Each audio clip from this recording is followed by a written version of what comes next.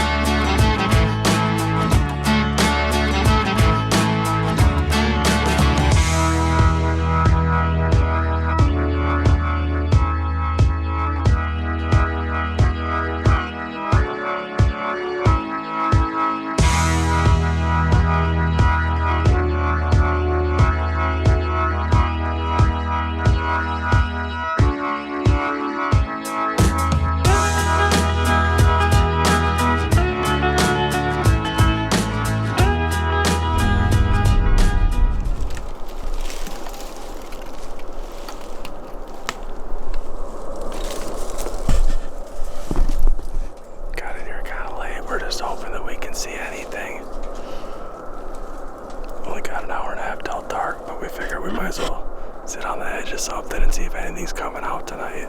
Get a little intel for tomorrow.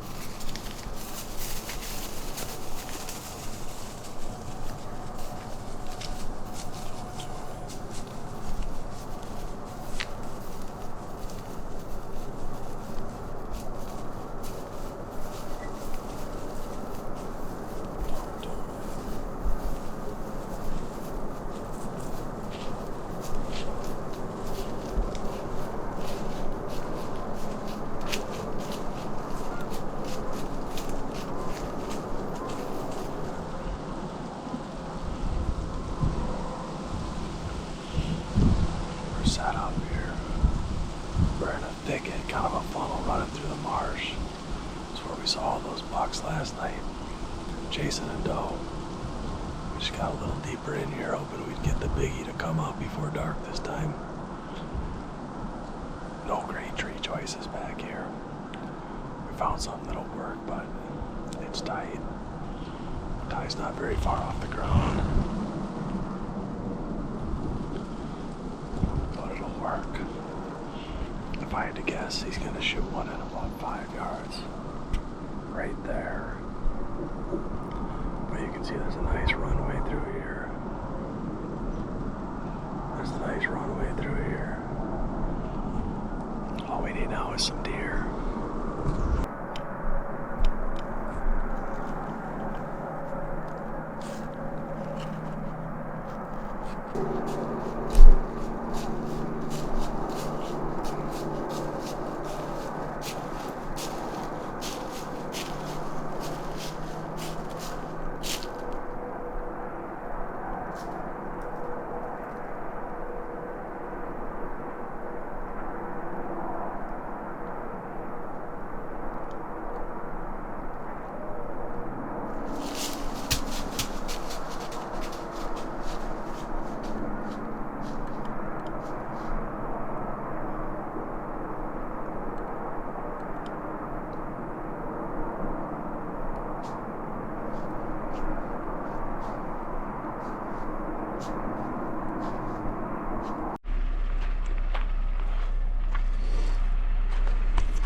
Going canoe hunting today, folks. It's gotta be probably 5:30 a.m. Sun doesn't come up till 7:30, but tomorrow is daylight savings, so let's hope that doesn't get you. That always gets some hunters every year. It's got me many times when I was younger. Forget about that daylight savings, and then you're not on the right hunt schedule in the morning. You're late to the woods. But yep, got Tyler with me, and we're gonna go out to a new island out in the middle of this big river system, and we're gonna look around. We got rumors that there's big bucks living in this area. I already know there's big bucks living in this area. I've hunted the area, haven't hunted this spot, but we're gonna find something. We're gonna sneak out there, just get onto the island, you know, a little ways, and we're just gonna let the woods wake up, listen, watch, let the light come up, and then we'll scout our way into a set pretty quick after it gets light out when it's safe to move. Yeah, the new guy usually just paddles by himself, dude. You're doing great, bro. We're moving in the right direction. That's all that matters. We're just nature photographers. We're definitely not hunting you deers. Just calm down. What is that on your right, dude?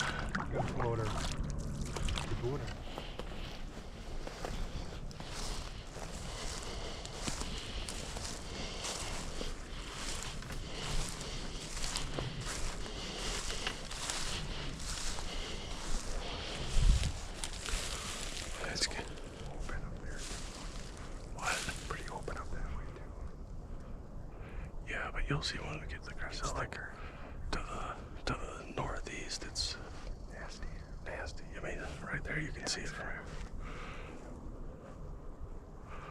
But we're gonna really struggle to find a tree that works around here anyway. So we might end up having to get down there and hunt the river bottom where some maples exist.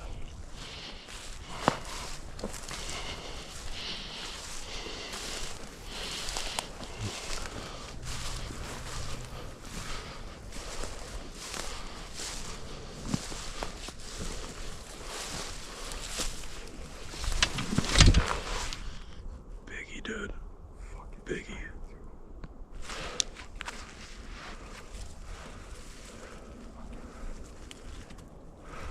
Right where you should have been. That's crazy. Just like the one I shot last year. They're bedding out here in the open.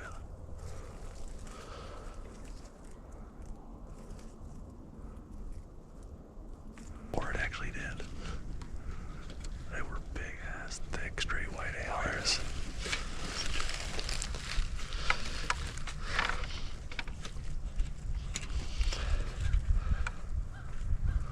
Wind's coming out of the fucking, I guess, northwest. When I was doing what it's supposed to. Felt like it was coming from the east for a second there on my face.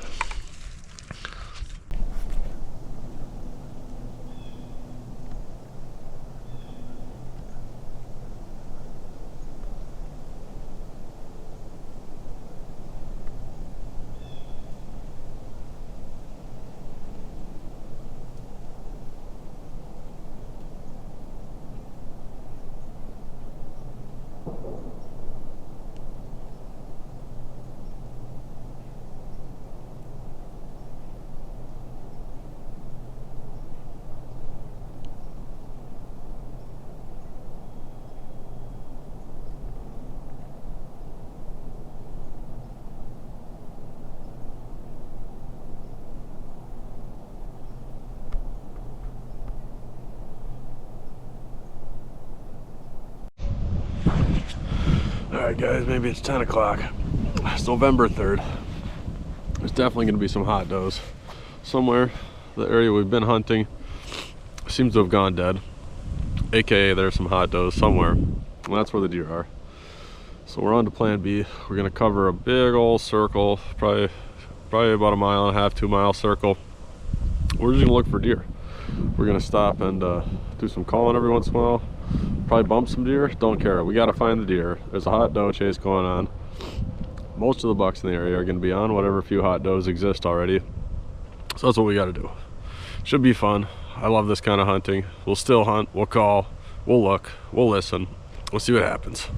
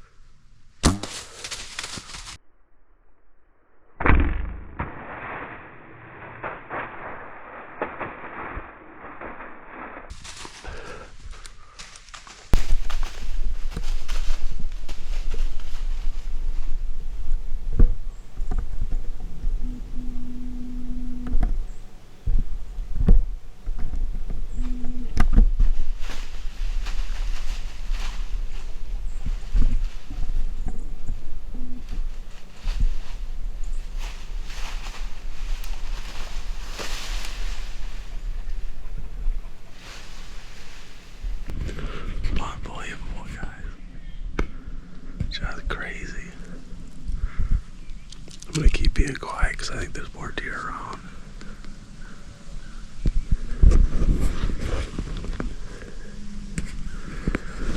That buck came through. He came within range. I couldn't get the camera on him in time.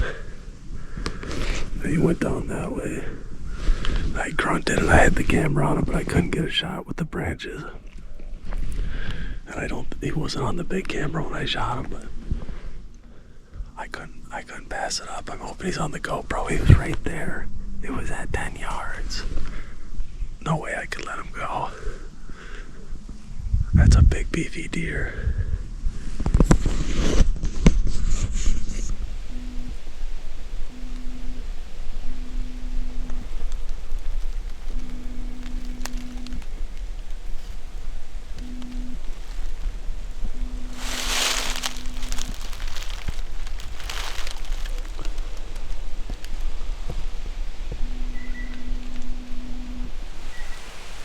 It's November 6th, guys. What more is there to say? It was just absolutely covered up in deer this morning. I've never actually hunted this spot before. I scouted around a little bit yesterday, but I set a stand at about 4:30 this morning. Based on what I saw yesterday, I knew I needed to get in here early. I needed to be as quick and as quiet as I could. And actually, while setting up, it's a full moon. And while setting up, I snapped one branch that was in my way. And here came this buck running up the hill, and he just absolutely destroyed this tree. I could make out his antlers in the moonlight. Just absolutely destroyed it, grunted at me, then walked back down. He just wanted me to know who was boss. I have to excuse my voice and my sniffling. I got sick as a dog this week, like I was saying, and there was just nothing I could do. I knew that if a big one came by, I would take him, because I was running out of days before I was going to be coughing too much in the tree stand to be successful. You know, there's not a lot of room for air, but luckily during the rut there's a little more room for air, because these big guys are focused on the girls, not as much on me and you. So it's a great time to get out here and kill one. And look at this. This deer came. I was actually mid GoPro change, GoPro battery change. I checked my GoPro. I figured it was about dead. Sure enough, it was dead. So I'm swapping batteries. I hear a grunt. I look behind me. Sure enough, here comes the biggie.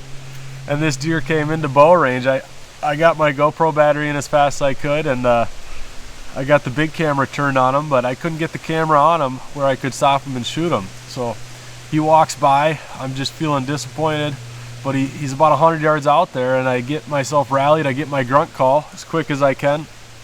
Should always have this with you during the rut. So anyway, I make a couple grunts. First couple he didn't really seem to hear. I make one more louder one. Looks back, turns around, comes right to the tree. And even then, the big camera was on him. I was gonna shoot him, but there was some twigs in the way. And at that point, he's at like 12, 15 yards. You know, the gig's gonna be up. He's looking right my direction. He heard right where that grunt came from. And so I make the decision to just let it go. He's not getting away because the big camera's not on him. I'm self-filming. You're gonna have to cut me a little slack, because I knew I had the GoPro running too. And so the GoPro's on my head, and I had to pull my bow around the tree like this, so I've got nothing but the release, right? And I'm just, you know, praying to God that thing doesn't slip, because I'm pulling. I get around the tree, and I just point it, and I know as soon as he comes around that tree, he's dead. You know, he is gonna be dead. And he comes around the tree, he's at like 8 yards. He's right here, and he's quartering to me a little bit. And at that range, I'm still feeling pretty good, but I'm like, well, just see what happens, just see what happens. He takes like 2 more steps. He's a little bit better shot. I just let her fly, and I saw that arrow go. I knew he wasn't gonna make her, and sure enough, I was able to see it go down. You'll be able to see some of that. I did get the big camera on him right after I shot him, but yeah, didn't make it. We can't be 50 yards from my tree stand. I could hit that tree with an arrow if I had to, I bet. The blood trail was just wild, just pouring at him. Everybody's got their favorite broadhead. I shoot fixed blade muzzy broadheads. You know, I've shot some other ones 15 years ago. They all work, you know, do what you like. I shoot traditional fixed 3-blade muzzies. It gets the job done. You just got to hit them somewhere. It doesn't really matter what you're using. You got to hit them somewhere good either way.